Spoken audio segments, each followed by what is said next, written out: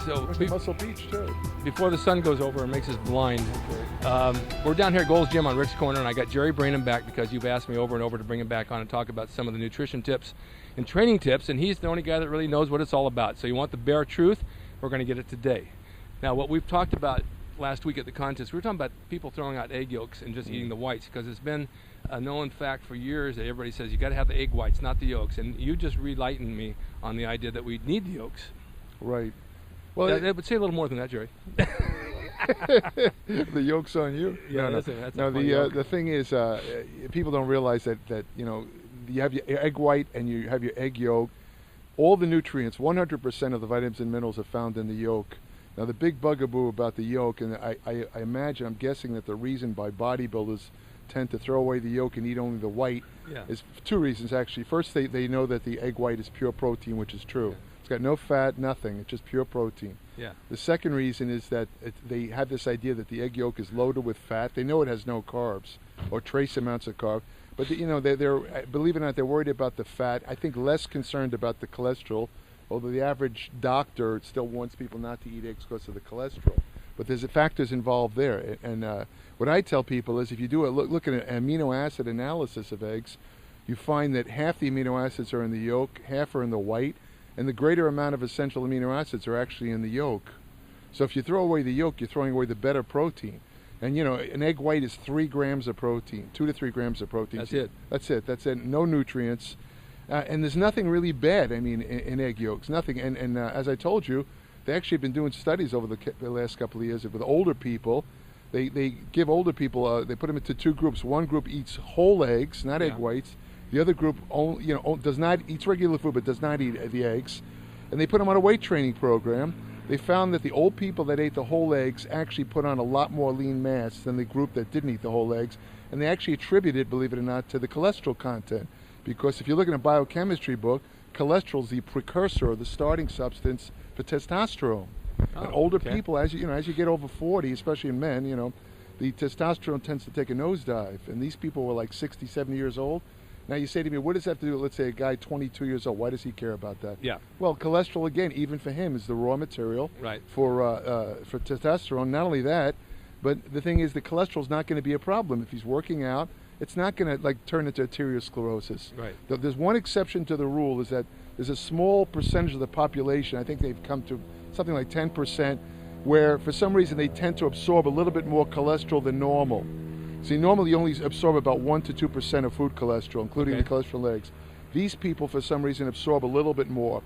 And if they already have elevated lipids, like elevated cholesterol and elevated triglyceride, they have to be careful about the egg yolks. That's the one exception, and that's like something like 10% of the population. And usually these people walk around, they already have a very high cholesterol level, so they'll know who they are.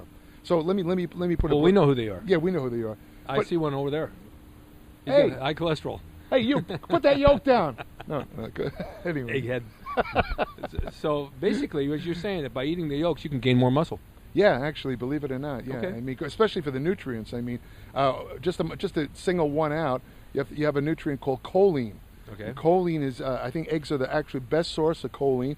Yeah. Choline in the body is turned into something called acetylcholine. Right. Acetylcholine not only is an important brain nutrient, it's involved in the neurotransmission in the area of the memory and learning seat of the brain, the hippocampus. Yeah. But related to bodybuilding, acetylcholine is the neurotransmitter of what they call the motor nerve junction. In other words, it's needed to transmit nerve messages from the brain to the muscles that activate the muscles. Okay. So in other words, by maximizing acetylcholine production, by giving the raw material of choline, you probably get better muscle contractions. It's not going to hurt you. It's only going to help. That's my point. So we can eat our yolks now. Absolutely. And they taste better anyway. Oh, yeah. All right, I have another question. Somebody debated me on sugar, about being sugar converting in the body and causing I get a sugar high. Right. What's the situation on eating sugar? What's it do when it converts in your body? Well, it depends on what type of sugar you're talking about. I'm talking about like raw sugar. For example, if we have ice cream or we have cakes or we have cookies or frosting on a cake, I went to my son's wedding and I ate a couple of pieces of cake and I felt really lethargic after eating that sugar. And the next day my eyes were kind of like puffy and I just didn't feel good. Okay, the reason you feel lethargic after eating the sugar, Yeah. especially again a quick-acting or high glycemic index sugar, Right. a processed sugar, so to speak, Right. is because it stimulates a lot of insulin. Okay. And insulin stimulates serotonin, another brain neurotransmitter, and it's going to make you feel like you want to take a nap. Okay. So that's the fatigue feeling. But basically, the problem with sugar is that it stimulates too much insulin, processed sugar. Right. So you get, it's not good because the insulin in excess can cause a lot of problems. It's bad for your arteries. You can go on and on. It's related to heart disease and this and that. So How do you correlate that with alcohol? Do they have similar properties when they convert? alcohol is actually converted to sugar in the intestines. It's That's got what I heard. 7.5 calories per gram, Okay. whereas sugar is about 4 calories per gram as Okay. a carbohydrate. Okay. And basically, when you eat alcohol, it's like eating a sugar that doesn't immediately become sugar, but becomes sugar in the body. And How do you eat alcohol? With a fork? you eat it with a fork? Okay. Yeah. It's an alcohol pie. It comes from Finland. That's okay. Yeah. Well, these are questions that are sent to me sometimes, and I wasn't quite sure how to answer Right. them. So we've covered those two, egg yolks and alcohol. Now, the other thing is, people ask me, all right, so you diet all week long. Is it okay to go out and get drunk on the weekend and drink alcohol? I never did. I just thought it tore my body down. I felt like shit afterwards. Well, so what's the deal with that? actually, your gut feeling is correct, and I do mean gut feeling, since it's not very good for your gut alcohol. Right. But I wrote an article years ago about alcohol metabolism, especially related to exercise. Right. And I was startled to find out in the course of the research, alcohol actually it's called it's a muscle toxin. It actually selectively attacks the type 2 muscle fibers Right. that you want to grow. When you lift weights, those are the muscle fibers that actually hypertrophy more than the type 1. The Okay. type 1's like your endurance fibers. Right. But the type 2 are the ones that you want to activate when you're lifting weights. Those are the ones more prone to growth, right? It turns out alcohol selectively attacks the type 2 fibers.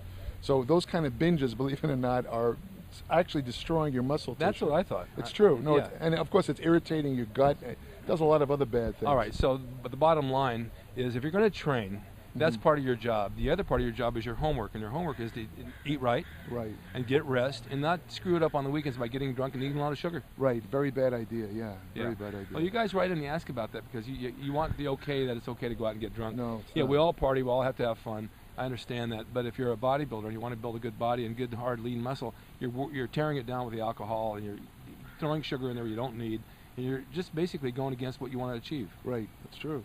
Well, I know that back in the 70s when we trained down here, we never knew about eating egg whites. Right. No. We had omelets all the Right. time. Arnold had it, you had it. Cheese omelets, a lot. I mean, Eddie was eating like, I don't know, a dozen eggs a day. I remember when I first got out here, when I was a kid, when I first got out here, I mean, this is way before they made the Rocky movie. Yeah. I used to take raw eggs, Yeah. whole eggs, Right. and put it in a blender with orange juice and just down it. All right, but raw eggs don't digest. Raw eggs, well, that's kind of a misnomer. They actually digest. The problem is that there's two problems with raw eggs, and one of them is that eggs contain raw eggs. They contain a protein called avidin when the eggs are raw. And this protein tends to lock onto a B complex vitamin called biotin. Yep. Theoretically, you can get a biotin deficiency, which causes all kinds I of heard problems, that. right? I heard that. Right. Now, the problem with that is that, it's one of those things that works on paper, but in real life it doesn't occur. Right. They've given tons of egg whites, raw egg whites and raw eggs to subjects to try to get them to have an avidin deficiency, and it just didn't happen. Right. Turns out some of your intestinal bacteria also makes avidin, that covers it.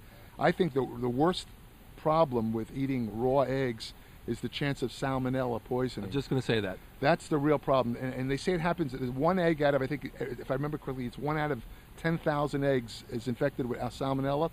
But anyone who eats a lot of eggs, I mean, if you eat eggs a couple of times a week, there's a chance. there's a good chance you're going to encounter it. I've Exactly. actually encountered it, and let me tell you, salmonella is no fun. It's horrible. It's basically food poisoning. Right. And look at what raw eggs do. If you throw them on the paint of your car, it eats the paint right Oh, off. it's terrible. Yeah. Well, like I said, back then we ate whole eggs. We didn't think much about raw eggs, or I mean, not raw eggs, but egg whites and that type of stuff. Yeah. But we just didn't. We didn't think about it. We just Yeah. did it, and we got good gains on it. Right. And on the weekend, some of the guys we know, some of the famous bodybuilders, would get drunk. They smoke a lot of weed, right? They smoke a lot of weed, but it didn't seem to help them. They smoke I mean, a lot of. it didn't hurt them. I mean, The weed? Well, the guys would come in the gym. They've been drinking on the weekend. You know, Right. some of them I'm talking about, big Mhm. names, and they train hard, and they still had great bodies. And the alcohol didn't affect them for some reason, like it does a lot of people. Well, I mean, I could tell you, there's a guy years ago who was a famous bodybuilder. He's actually still in very good shape. He's something like 69 years old. Yeah. You might remember Chet Yorton. Sure. Chet Yorton was a very heavy drinker. He used to favor something called Colt 45 malt liquor. Remember that stuff? Yeah. I've actually seen him down a 6-pack in a matter of maybe 20 minutes. And he'd drink big quarts of beer. And this is when he was winning titles like Mr. Universe, Mr. America. He beat Arnold, of course, in 1966 at the London NABBA Universe. Right. And he had this theory that, you know, the alcohol was okay. I said to him, Chet, how do you deal with that alcohol? He said to me, well, the thing is, if you take nutrients, if you put back the nutrients of the body that the alcohol causes to excrete out, like the B vitamins, yeah, you're okay. Like, and he talked about lecithin, all these things. So he did this, and there was no apparent effect on him. But generally speaking, for most people, large amounts of alcohol, again, it's a direct muscle toxin. Why would you consume a large amount of something that actually breaks down the same muscles? It's poison. That you're It's trying to kill. poison. And of course, it's poison to your neurons in the brain. It destroys them too. I talked to Chet last year. He told me he only trains once every 3 weeks. Is that right? Yeah, Wow, he said I train once every 3 weeks and maintains a body like that. That is. Well, you want to talk, you know, it's a little bit tangential here, but I mean, I found out recently, you remember Steve Reeves, of course. Sure. Remember how good he looked in the Hercules movies? Yep. Steve Reeves, at the time he was making the Hercules movies, you won't believe this, he trained 1 month out of the year, usually May. The rest of the year he didn't train at all, didn't touch a weight, trained 1 month out of the year. And that's he did this while he was making those Hercules movies. Yeah. You talk about genetics, and I mean that's unbelievable. That's unbelievable. How many guys could look good training 1 month out of the year? I know. That's So, insane. but you wanted to know about the weed, the effect of the weed? Yeah. Well, you see, in the medical literature, it varies. I mean, some studies say that weed doesn't affect testosterone. Others say it dramatically lowers testosterone. But again, you know, it does things that aren't very good for bodybuilding. But again, you're going to look at the other side of the picture. I don't want to mention his name because I know what you weed's mean. Yeah. There was a guy who was coming in, a very famous bodybuilder of the 60s, good friend of mine. And when Gold's was on 2nd Street, this guy used to come to the gym. They had a sauna room that was defunct. Nobody ever used it. Right. It was actually back in the men's locker room. He'd go in the sauna and he'd smoke weed for about 40 minutes, and then immediately go work out. And I couldn't understand this because, you know, I've tried weed. You know, I mean, I never really used it regularly. And weed used to relax me. The last thing I wanted to do, all I wanted to do was actually eat. Eat and sleep. Eat and sleep. Exactly. And I used to say to this guy, how do you work out after smoking weed? He says it makes me train harder. It did for some people. You know, he says he didn't feel the pain. It knocked out the pain. I know exactly what you mean. And Yeah. and it did. I mean, he made good gains on it. I don't know how he did it. The but guy he did. looked great. I mean, he was one of the premier bodybuilders of the time. I mean, he was a fantastic. I mean, so you know, I guess some guys can get away with it, but it's kind of like comparable to these people. You know, I study longevity, and every so often, you know, I'll write something about a guy who lived to 105, 110, whatever, and somebody on Facebook will write, "Well, my uncle Joe smoked and drank and lived to 98." I know. And I said, well, you know, There's exceptions to the rule. there's exceptions. In other words, because your Uncle Joe did it, does it mean that everybody, most people who follow his health habits, they'll be dead before they're 60 or thereabouts. That's right. You know, this guy, the reason a guy can do that is because his cellular repair mechanisms, because of a lucky draw of genetics, his cells are able to kind of protect themselves and rebuild much more rapidly, and so he gets away with it. Right. But you and I may not have that. That's right. So if we do the same habits, we're going to be dead, period. And you can't give everybody the same medicine. You can't give everybody the same routine. You can't give everybody the same diet. absolutely not. I mean, back in the day, we all trained hard. We did our body parts. We ate the high protein, low carb. Some eggs work for some people. Milk work for some people. I can't drink milk. I get fat on it. Right. Beef worked. You know, it was all different. But you have to experiment and do what works for you. Yeah, that's the thing about bodybuilding. I mean, it's a kind of a very individual thing. Yeah. I mean, it's hard to follow a cookie cutter pattern. Exactly. I mean, there's plenty of guys. I mean, just to mention one off the top of my head, you got this, for example, high intensity training. Yeah. You know, training to failure, like Yeah. Mike Yeah. and Ray Menser, Yeah. Arthur Jones. I mean, a lot of people do very well on that. I mean, I did it myself back in 1970 with a guy who, you know, actually I just got off a routine training with Gary Johnson, an old friend of yours. Right. And Gary Johnson, back in 70, we were doing this routine where we never threw out an exercise, we only added it. Exactly. So we were doing 80 to 90 sets, believe it or not, a I muscle know. group. I remember 80 him. to 90 sets. And for 3 months, I was a young guy, I made tremendous gains. Then everything started going. My muscles just disappeared. Exactly. It's a myth. I remember my calves. I rolled up my pants. It was like no calf muscle. Yeah. Looked like I had polio. It was gone, burnt away. I was doing 20 sets of calves a day. Forget it. Doesn't work. So then a friend of mine turned me on. At that time, Arthur Jones was just emerging with his Nautilus. So I went from one extreme to another. I went from doing 90 sets to doing 2 to 3 sets per muscle. And I got to tell you, I gained more muscle on that routine than any I've ever done in my life. But again, the reason was I started in a very overtrained state.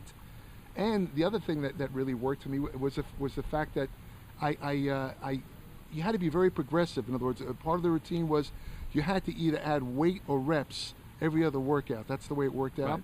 And I had never trained like that. I never actually forced myself to make that kind of progression. But by doing that, I grew so much that even Arnold came up to me. Everyone accused me of being on steroids because I went from like 180 to 230, and it was like all muscle. But it's because look at the weights I was using. I was doing like 550-pound squats. Yeah, of course. I mean, I was doing 450 inclines. I mean, you have to grow when you're using it. And I was taking nothing. Exactly. All I was taking the crappy supplements they had in those days. That's all I was using. Yeah, that's how it works. Everybody's different. Well, thank you, Jerry. Sure. I think we should go to the firehouse now and get eggs. Okay, this is Chris Cormier. Okay. Bodybuilding. Thank you. Yeah. And thanks for watching Rick's Corner. We'll be back another episode with Jerry and talk about more stuff that he knows all about. Right, Jerry? I could talk for from now to the next century. There's so much to talk about. All right. Gorgeous down here in Venice today. Absolutely. We'll take a walk over there. Okay. Okay. Thanks.